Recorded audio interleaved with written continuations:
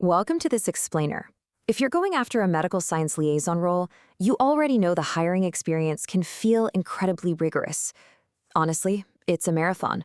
But today, guided by the really practical, purely informational insights from Savannah Parker's MSL Insight series, we're going to unpack this whole journey step by step. Let's jump right in. While this multi-staged hiring experience can feel totally unpredictable, Savannah emphasizes one grounding truth. Preparation is the single most important factor in your success.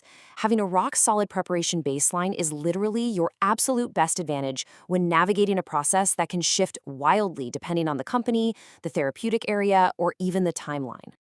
To make this super manageable, we've broken it down into a clear roadmap. The 3-stage baseline, the phone screen, the virtual team round, the final panel, the presentation, and finally your post-interview steps. All right, Section 1, the 3-stage baseline. Most pharma companies follow a pretty specific foundational progression. You move from a phone screen into a virtual team round, and then you cap it off with a final panel interview. Preparing for this specific 3-stage format matters immensely. Why? Because if you're ready for this full, comprehensive format, you can confidently handle any shorter or virtual variation a company might throw your way. Moving right along to Section 2, the phone screen. So, Stage 1 usually takes about 30 minutes. But here's the catch. You have to prepare for 2 totally different realities depending on who actually calls you.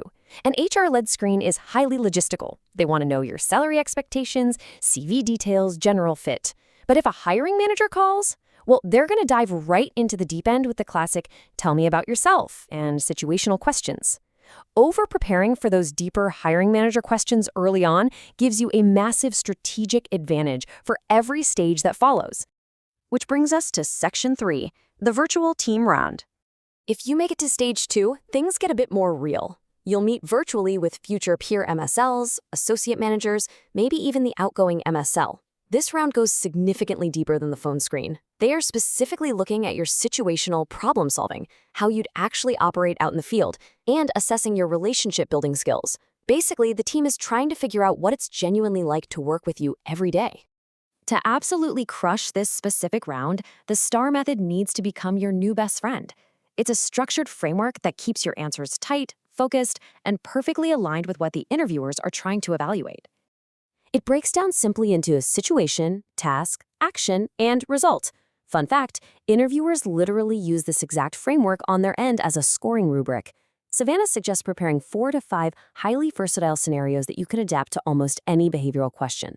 And hey, if you draw a blank during the interview, no big deal. It is completely okay to ask for a moment to think. Confidence and composure matter way more than immediate perfection. Now for Section 4, the final panel.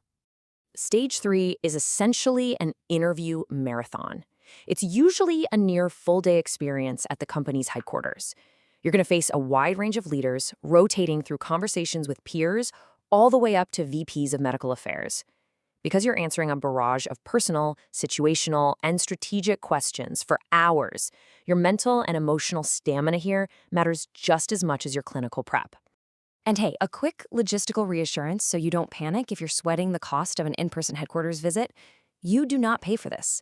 The company handles the flight and hotel bookings directly through HR, or they fully reimburse you, so keep your wallet tucked away and keep your focus squarely on the interview.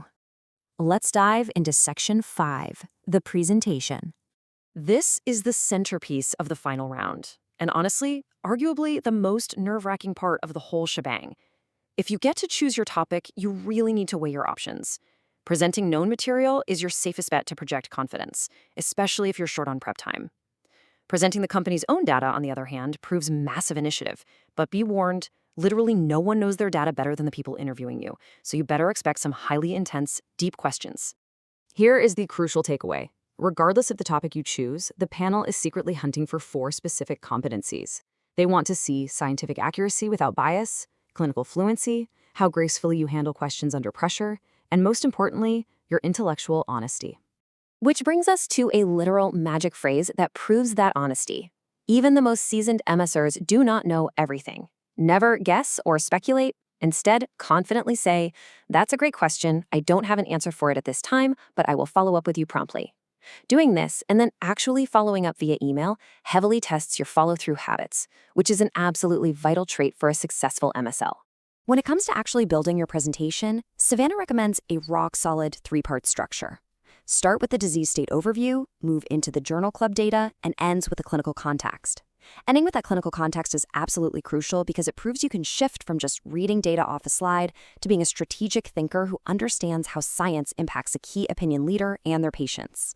A quick pro tip. Always ask the hiring manager exactly how much time you have to present. You can easily scale this 3-part framework. Got 40 minutes? Do the full thing. Only have 10 minutes? Skip straight to the highlight reel and the closing. It's completely adaptable. Finally, Section 6, Post-Interview. You survived the panel, but you are not quite done. Send a prompt, brief thank you email to the hiring manager and key interviewers.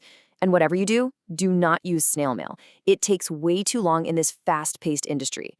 Sending a digital note is a genuinely impactful professional detail that can actually tilt the final job selection decision in your favor. It shows you're engaged. Then comes the hardest part, the waiting game. The timeline for hearing back varies widely, anywhere from a few days to several weeks. Also, don't panic if HR contacts you instead of the hiring manager. Procedures vary so much between teams, and hearing from HR definitely doesn't automatically mean bad news. After going through all that, give yourself some serious grace. As Savannah points out, this rigorous gauntlet is completely by design. They need to trust you to represent their science to top clinical minds. Take the rigorous process as a compliment to the importance of the role itself. Over-prepared every step, and just show up as your authentic self. You've got the insider playbook now, which means the unpredictability is totally removed. Now it's time to build your versatile scenarios and step into that final panel with unwavering confidence. So armed with this structured roadmap, how will you tailor your star scenarios to confidently conquer your next MSL interview? Think about your 4 strongest professional experiences today and start structuring them. Thanks for joining me for this explainer, and happy prepping!